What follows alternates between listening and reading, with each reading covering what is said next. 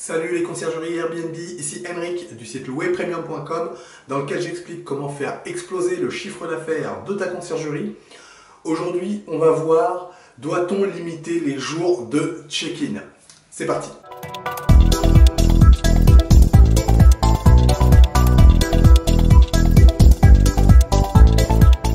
Alors juste avant de commencer, je t'invite à cliquer sur le bouton s'abonner qui se trouve juste en dessous et à activer les notifications afin d'être informé de toutes mes prochaines vidéos sur la conciergerie Airbnb. Également, je t'invite dès maintenant à me laisser un pouce bleu afin de me motiver à te laisser toujours plus de vidéos, toujours plus de conseils sur la conciergerie Airbnb. Alors aujourd'hui, on va voir est-ce qu'on doit limiter les jours de check-in. Alors pour être plus précis, j'ai des questions qui me reviennent assez régulièrement sur est-ce qu'on peut faire un check-in tous les jours dans les biens qu'on va gérer dans notre conciergerie? Tout simplement parce qu'il y a des jours qui sont un petit peu particuliers, déjà au sein même d'une semaine. Le dimanche typiquement, certaines personnes me posent des questions sur est-ce qu'on peut autoriser des check-in le dimanche? Si oui, est-ce qu'il y a un supplément? Est-ce qu'il y a un prix complémentaire qui doit être payé par le voyageur ou par le propriétaire? Pareil pour les jours fériés qu'il y a dans toute l'année et plus particulièrement le 1er mai, le 25 décembre, le 1er janvier, voilà, qui sont des dates un petit peu spéciales quand même. Donc est-ce qu'on doit autoriser des check-in sur ces jours-là? Et donc si oui, est-ce qu'on doit les facturer d'une manière différente, supplémentaire, etc. Alors, moi ce que je vais partager ici, c'est plutôt comment je fonctionne et finalement ce que je peux te recommander par rapport à ça. Alors moi, comment je fonctionne en fait, effectivement dans ma conciergerie, on a la possibilité de faire de check-in n'importe quel jour de la semaine déjà. Il n'y a pas de souci à faire un check-in un vendredi, un dimanche, un samedi, pas de souci par rapport à ça. Ça sera toujours le même prix, il n'y a pas de supplément par rapport au jour d'arrivée. Donc ça c'est déjà la première chose. Tout simplement parce que le voyageur, lui de toute façon, son objectif c'est d'arriver, j'allais dire un petit peu quand il veut, dans le bien. Donc effectivement, on s'adapte aussi par rapport à ça. Évidemment, je comprends bien la problématique qu'il peut y avoir derrière en termes de logistique et de personnel. Effectivement, si tu dois envoyer du personnel de ménage ces jours-là, si tu dois envoyer quelqu'un qui va aller remettre les clés, je comprends tout à fait qu'effectivement, il peut y avoir, on va dire, un surcoût du fait de faire intervenir quelqu'un dimanche, notamment dans des périodes comme aujourd'hui où c'est assez compliqué de trouver du personnel et que donc l'un des seuls moyens qu'on a trouvé pour les motiver, c'est de les rémunérer un peu plus. Et c'est vrai que la question peut se poser pour les dimanches. Jusqu'à aujourd'hui, moi, dans mon fonctionnement, j'ai pas eu cette question-là. Tout simplement, pourquoi? Parce que je fais le choix de rémunérer correctement mes prestataires déjà en temps normal. Les prestataires avec qui je travaille en termes de ménage, éventuellement de remise de clés, je ne fais pas de remise de clés, hein, tu le sais bien, puisque j'automatise et je rends autonome les arrivées. Mais très clairement, sur la partie ménage, on est sur un montant qui est un petit peu plus motivant pour les personnels, de manière tout simplement à les rémunérer correctement et de manière motivante pour que le travail soit bien fait, pour que ça les motive à travailler même le dimanche. Et du coup, les check-in, c'est pas tout le temps le dimanche, quoi. Les ménages, c'est pas tout le temps le dimanche. Donc, du coup, je dirais qu'il y a une espèce de lissage dans tout ça qui fait que finalement, dans 80% du temps, ils sont plutôt bien rémunérés.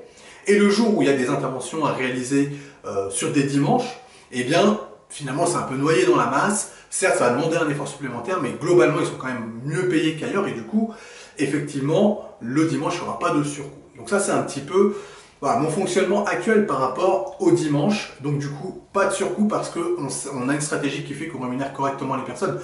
Et d'ailleurs, entre nous, qui accepterait d'être mal rémunéré et en plus de venir travailler un dimanche? Vous voyez bien que pour nous, en tant qu'entrepreneurs, évidemment, la question ne se pose pas, on est à notre compte, on est prêt à travailler 7 jours sur 7, nous, mais à partir du moment où on va travailler avec un prestataire, qui lui va potentiellement être salarié ou avoir des salariés, très clairement, il y a des règles, il y a des lois, on est obligé de rémunérer des salariés un peu plus cher le dimanche, donc forcément, ce prestataire va nous demander un petit peu plus. Donc l'idée, c'est effectivement de se dire, on rémunère un peu plus élevé sur le reste de l'année, mais par contre, dans ces moments plus atypiques de dimanche, eh bien, il n'y a pas de surcoût à supporter. Alors du coup, c'est vraiment du donnant-donnant parce que, encore une fois, l'idée c'est que il faut que chacun puisse s'y retrouver, quoi. Donc c'est vrai que si le prestataire que tu choisis, tu le payes vraiment ras des pâquerettes, évidemment, au moindre surplus, il va te demander, il va te facturer, hein, très clairement. Donc soyons dans quelque chose de plus homogène, de plus motivant, qui va permettre d'avoir un travail qui soit d'égale qualité, quel que soit le moment de l'année. Ensuite, se pose la même question pour tout ce qui va être jour férié. Alors, pareil, moi dans ce fonctionnement-là, je n'ai pas de surcoût, tout simplement parce que, encore une fois, je reviens sur la même stratégie, on rémunère correctement les entreprises avec qui on travaille, et du coup, les jours fériés, je dirais que c'est un peu noyé dans la masse. Encore une fois, des jours fériés, sur les 365 jours de l'année, ça ne représente pas du tout la majorité. Donc du coup, on les rémunère correctement sur la majorité des jours, très correctement sur cette majorité, ce qui fait que, eh bien, on n'a pas besoin d'aller leur payer un supplément pour des jours fériés. Alors, ceci étant, très clairement, même si tu trouves un prestataire qui va être d'accord avec le fonctionnement, il y a quand même, voilà, je dirais une règle un peu de bon fonctionnement et de cohérence et de logique et de bon sens avec les prestataires. Évidemment, c'est sûr que, à mon sens, il y a 3 dates qui sont un peu spéciales dans l'année. C'est bien évidemment les fêtes de fin d'année et puis le 1er mai. Autrement dit, donc le 1er mai qui est un jour férié pour la fête du travail, le 25 décembre qui est quand même le jour de Noël et qui où chacun a aussi chacun a une vie tout simplement.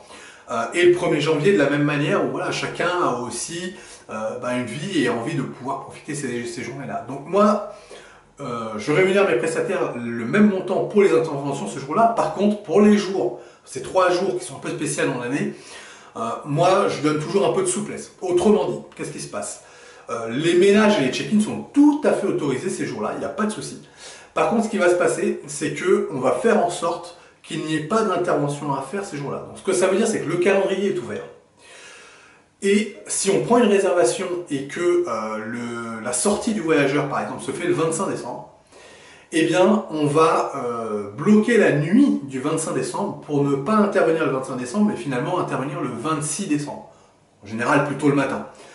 L'idée, c'est de pouvoir reporter l'intervention. Donc, on va effectivement perdre une nuit dans ce cas-là, dans cette configuration-là. Mais comprenez bien, il faut bien comprendre ça, c'est pas automatique. C'est-à-dire qu'on laisse le calendrier ouvert, on laisse les réservations venir, et puis on va s'adapter en fonction des réservations. Donc si on a une réservation qui tombe avec une sortie le 25 décembre, eh bien on va bloquer la nuit du 25 décembre pour se permettre une intervention le 26 décembre. D'accord? Pareil pour le 1er janvier, pareil pour le 1er mai. Si on a une entrée qui serait prévue le 25 décembre, eh bien dans ce cas-là, on va bloquer la nuit du 24 tout simplement pour se permettre justement de faire le ménage le 24 forcément, en tout cas interdire les check-out le 25 décembre, tout simplement, ce qui revient à bloquer la nuit du 24.